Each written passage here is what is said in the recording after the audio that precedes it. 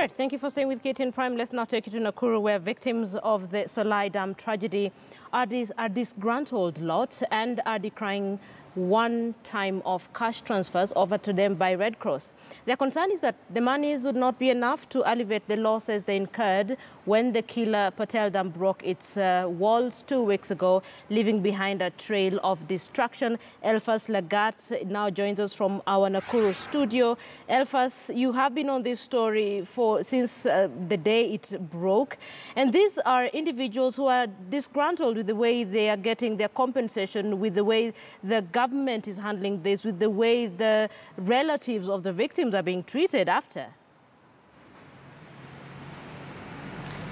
Well, good evening to you, Linda, in the studio. When Patel dams burst on 9th of May and causing the tragedy that caught the eyes of everybody in the country, even crossing our borders and hitting the headlines of the international media, some 350 people were accommodated in Solai Boys Secondary School.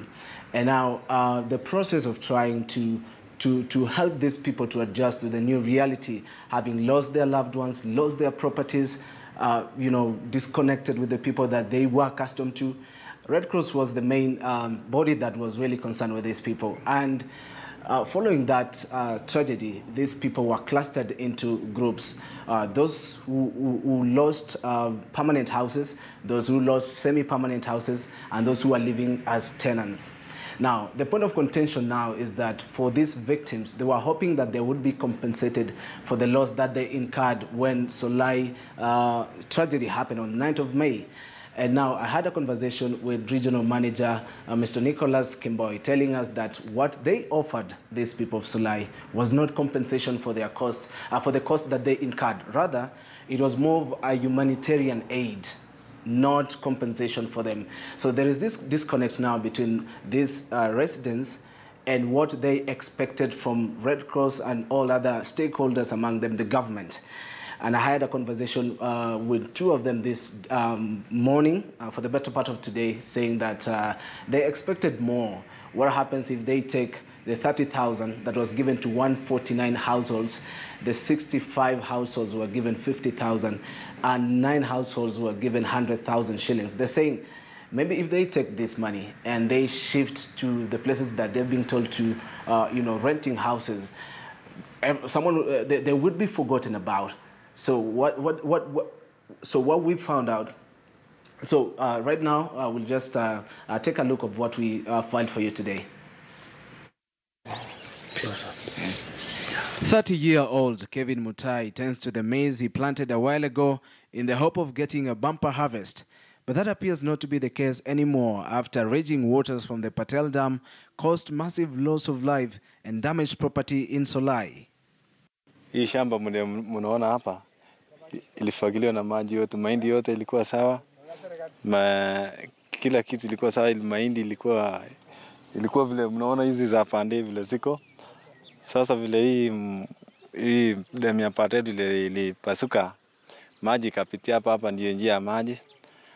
Na sasa vile hii maneno ya maji iliisha, tukaenda camp huko Solai Boys. Vile tulicamp, watu wa survey wakakuja, nilikuwa huko nikapigiwa simu nikakuja. Wakakuja wakaangalia hasara, wakaandika na wakaenda. Hakuna kitu kingine walituambia. Efforts by the Kenya Red Cross Society appears to have done little to ease the pain and loss of Mutai and his neighbors who feel let down by government as they continue with the reconstruction and healing process. Ilifagiliwa na hata saizi kuna mamawe sana. Sijui kama italimika ama italimika wakati mwingine. Na kwa hii nyasi huwa napata nyasi kwa nikifunga bales ni 400 bales times 250 kwa mmoja. Kwa mara mbili nafuna mara mbili. However, Kenya Red Cross manager Nicholas Kimboy, speaking to KTN News on phone, refuted the claims that there was a shortchange in the aid given to Solai victims. He added that the amount of money paid out was a humanitarian aid and not a compensation for the losses incurred. Meanwhile, gaping manholes continue to pose major risks to residents of Solai and neighboring villages, despite the county government of Nakuru promising to fence off these secondary hazards. We have been forced to park our car on the other side of this fault line, a manhole that has been made wider and deeper with the waters from the Patel Dam seeping through. Now, it raises the question of how are people able to connect Solai and these other two villages of Nakinywa and Nyandarua. As the healing and reconstruction of Solai goes on, hundreds of those affected hope the government will make true its promise to restore normalcy and work with the residents every step of the way. Alphas Legat, KTN News from Nakuru County.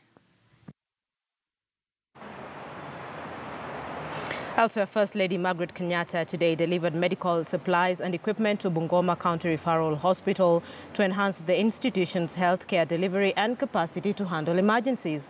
The equipment will bolster the hospital's capacity to handle medical emergencies, especially those related to surgery and maternal health services. Our Kakamega-based reporter Willie Lusige has the details. The First Lady came to Bungoma bearing gifts, medical supplies and equipment to the Bungoma Referral Hospital. The hospital that has been serving Bungoma residents and neighboring regions for over 65 years. But her overriding message to Kenya was the need to register with the National Hospital Insurance Fund for better healthcare access. I also urge wananchi to register under the National Hospital Insurance Fund in order to access medical benefits to ease the cost of hospital care within their families. The medical supplies and equipments donated by the First Lady are geared towards improving access to healthcare services and enhance the hospital's effort to handle more deliveries of babies, as well as surgeries and the many emergencies it encounters daily. Seeing the work that's going on to uplift the livelihoods of this community, especially in combating health challenges that threaten the lives of people in this region. I have come to join in this effort towards the attainment of this vision by donating medical supplies and equipment to the Bungoma Referral Hospital. The hospital was elevated to level 5 status in April last year and currently plans to expand its medical infrastructure to include a maternity and child wing, a theater for emergency surgeries and critical care service to ease congestion. The donations were made possible through a special partnership between Beyond Zero and two American organizations. Leo hii tunapokea vifaa ambavyo vitakuja kusaidia matibabu kwa watu wetu. As a county government, we appreciate very much, and I understand that part of the equipment tuko tunapata siku ya leo ni about 9 ICU beds. The donation to Bungoma Referral Hospital was the fourth of its kind, coming after similar donations to Kieni Hospital in Embu County, Chemolingot District Hospital in Baringo County, and Kitui Referral Hospital in Kitui County. Willie Lusige, KTN News, Bungoma County. Great. So any typical university students would on weekends hang out with friends, party, and often the not waste away pocket money through betting while freeing their minds from numerous assignments. But it is different for Philip Kiplagat Kemboi. If he's not honing his diving skills at crocodile-infested Cheploch River along the Baringo-Elgeyo Marakwet border, he's practically involved in recovery operations in the North Rift. Our reporter Elvis Kosgei spent time with Kemboi and tells us the story of a young man determined to ease the burden of his guardians by sustaining himself through school through diving.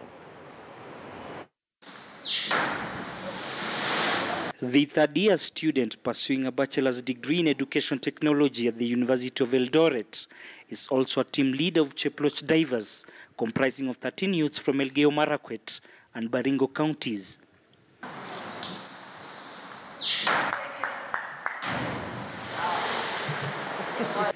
Born and brought up in the hilly area of Kapso, Kemboi has been raising his university fees by entertaining visitors at Cheploch area.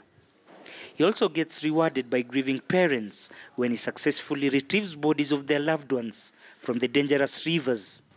Hii kudive mnaona, ya pili ni rescue. Rescue hiyo ni kama search and recovery. Mtu akidrone mahali popote saizi North Rift, sisi kama Cheploch divers tunaitwa. Ikuwe ni Uasin Gishu, ikuwe ni Kericho, ikuwe ni Uasin Trans Nzoia, kwa tunapigiwa simu. Sana kama team leader huwa napokea simu, watu kuna labda msiba hiyo, mtu amedrone amepotea kwa maji, ametafutwa hajapatikana.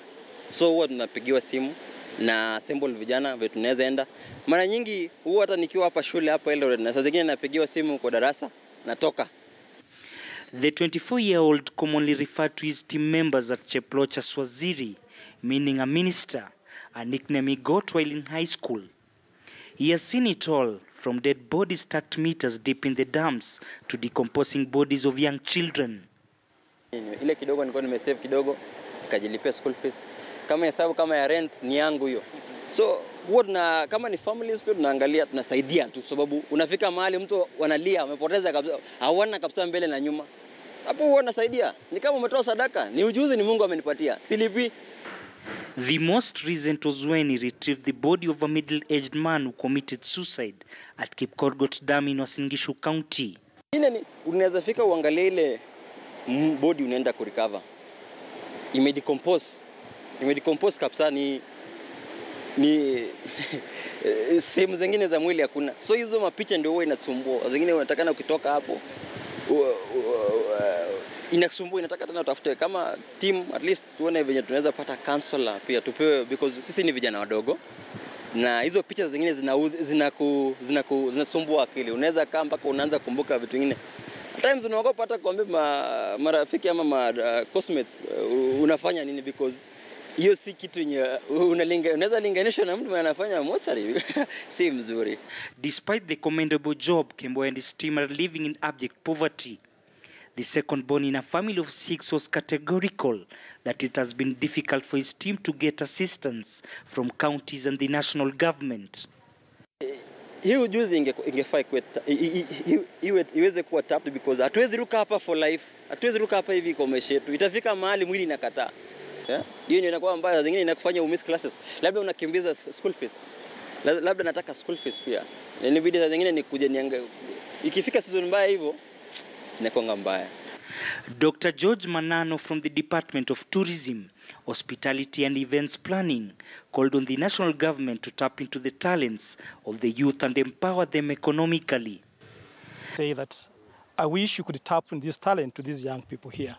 They are so talented. They want to make the ends meet. And some of them, actually, they are students of university students, yet they get their living from such a kind of situation. Yet we have the government, we have the county government, and is not seeing this talent so that they can help these youngsters. The shrewd student is hoping for employment upon completion of his studies. Elvis Kosgei, KTN News, Elgeyo Marakwet County. So it has emerged that Kenya Ports Authority has since April 2015 to date failed to account for 4,202 containers with goods on transit to Uganda and neighboring states. In February 2015, the Kenya Revenue Authority and the Kenya Ports Authority were involved in a tussle over unaccounted for 1,844 containers at the port of Mombasa, destined for Uganda, that led to 2.63 billion tax losses. And as our senior parliamentary reporter Patrick Amimo now tells us, the National Assembly's Public Investments Committee has expressed concern over a possible multi-billion shilling scandal at KPA and has directed the Office of the Auditor General to get to the bottom of a possible fresh scam. The Kenya Revenue Authority, led by Commissioner General John Jiraini, appeared before the National Assembly's Public Investments Committee to answer to audit queries. In February 2015, the Commissioner of the Customs Services, Beatrice Memo, wrote a letter to then Kenya Ports Authority Managing Director Gishiri Ndua, asking KPA to transfer 1,844 containers that were lying at the port to a secluded area within the port to enable the Kenya Revenue Authority to monitor clearance of the same. According to KRA, the port's management failed to respond and or account for the 1,844 containers of Uganda-bound cargo. The taxman directed the Kenya Ports Authority to pay the Commission of Customs an estimated duty of 2.63 billion shillings for the missing containers. Instead of 1,800, the auditor is actually coming up with figures, as of today, that these figures are 4,202 units. Not even 1,800. There are 4,202 units. So we are now looking that this is probably even supersedes Uganda. Worked out the equivalent taxes for 1,844 containers and issued a demand. Rising from that, KPA constituted a committee that was made up of its team, our team, KIFWA, clearing agents, clearing and forwarding agents, CFS operators, shipping lines, and a reconciliation was done. They came out with an outstanding balance of 85 containers. Now, what we are doing with the auditors, what we are doing and to help the auditors is to get those documents that support the exit of those containers.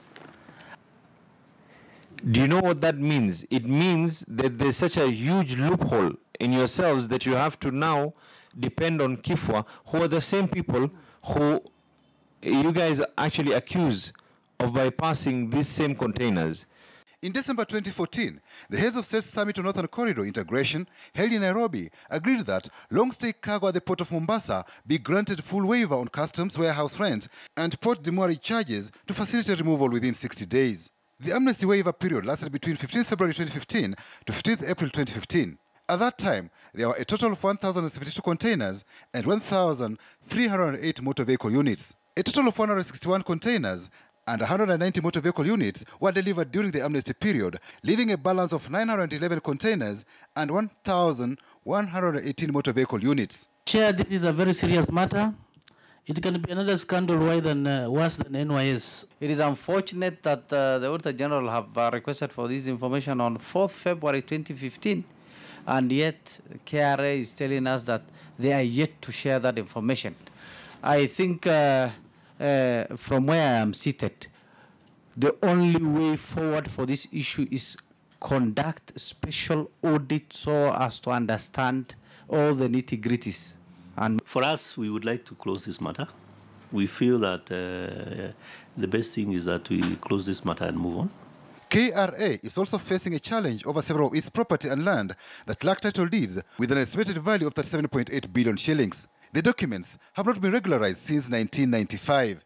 That we have cartels within the KRA and Ministry of Lands that have tried to halt your efforts of getting the titles. Mr. Chairman, I have not received any threats or have had any direct intervention from anyone regarding